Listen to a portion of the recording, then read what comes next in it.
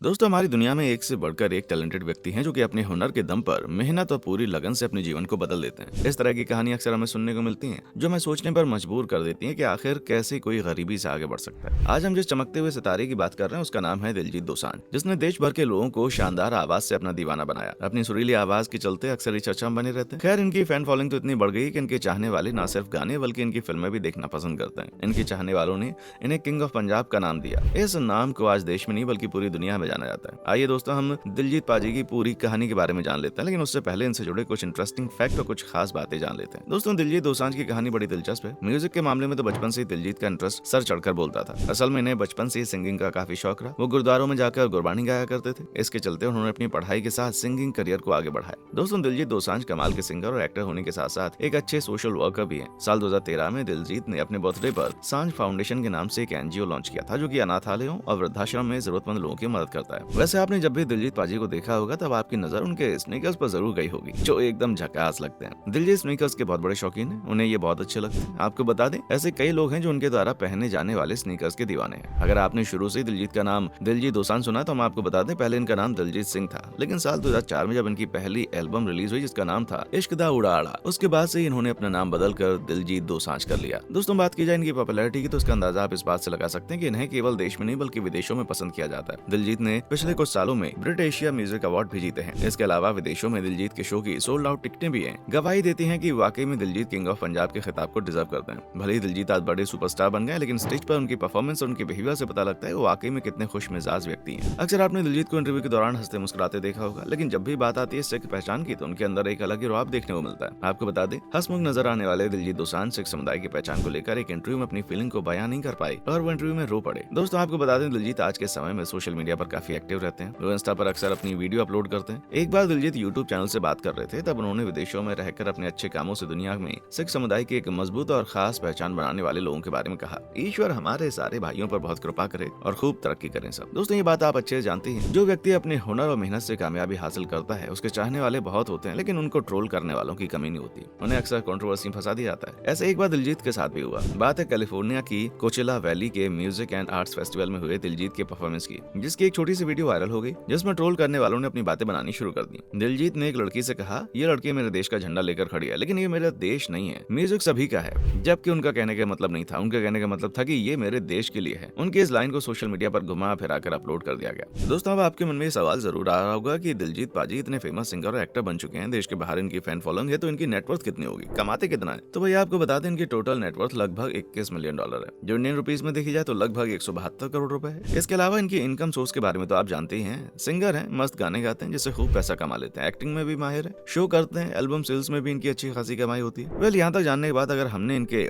Struggle के बारे में न जाना तो ये वीडियो अधूरी रह जाएगी। इसलिए आइए जानते हैं दिलजीत के करियर की शुरुआत कैसे हुई। लेकिन उससे पहले अगर आपने हमारी वीडियो अब तक लाइक नहीं की तो जल्दी से कर लें। वीडियो लाइक करें, चैनल पर नए हैं तो सब्सक्राइब करना बिल्कुल भी ना भूलें। दोस्तों, जैसा कि हमने आपको पहले ही बताया था, दिलजीत को बचपन से ही सिंगिंग में इंटरेस्ट था। सिंगिंग को अपना करियर बनाना चाहते थे। उन्होंने करियर की शुरुआत गुरुद्वारे से की। गुरुद्वारे में गाते थे। हालांकि उस समय उनकी उम्र कम थी, लेकिन ये बात सच है कि भजन कीर्तन के चलते दिलजीत की आवाज में निखार आया। उनका शुरुआती समय था वो, जहाँ से उन्हें म्यूजिक के बारे में काफी जानकारी हुई। दिलजीत शुरू से ही सबसे अलग रहते थे, अपने जीवन में कुछ यूनिक करने की सोचते थे। जिस तरह की उन्होंने सोच रखी वैसे ही उन्होंने अपने जीवन में कर दिखाया। दिलजीत जानते थे कि सिंगिंग को करियर बनाने के लिए सिंगिंग के बारे में सभी जानकारी लेनी जरूरी है। अपने आप को सिंगिंग में बेहतर बनाते गए। अब इस तरह दिलजीत को जहाँ गाने का मौका मिलता वहीं दिलजीत गाते रहते। लेकिन दिलजीत इस तरह से सेटिस्फाइड नहीं थे। लगातार सपने के पीछे भागते रहने से कहीं ना कहीं मंजिल मिलती है। इसी तरह से दिलजीत ने अपनी पहली एल्बम लॉन्च करने का फैसला किया। हालांकि उनके इस एल्बम से उन्हें कुछ खास पहचान नहीं मिली, लेकिन वहां से उनको काम मिलना शुरू हुआ और बाद में उनकी दूसरी एल्बम भी रिलीज हुई जिसका नाम था दिल। उसके बाद रिलीज हुई स्माइल और इस तरह दिलजीत की पहचान बनने लगी। पंजाब में एक अच्छे सिंगर के तौर पर उनकी इमेज बन गई। इसके साथ ही लगातार दिलजीत की एल्बम रिलीज होती चली गई, जिसमें चॉकलेट, इश्क हो गया और सिख जैसी कई फिल्में शामिल हैं। और इस तरह से धीरे धीरे पूरे पंजाब में दिलजीत मशहूर हो गए। अब तक पंजाब में दिलजीत जाना माना नाम बन गए थे, लेकिन अभी भी कुछ कमी थी, जिसके चलते दिलजीत की मुलाकात हनी सिंह से हुई। दोनों ने तय किया वो अपनी अगली एल्बम एक साथ करेंगे, जिसके बाद the next level album release हुई।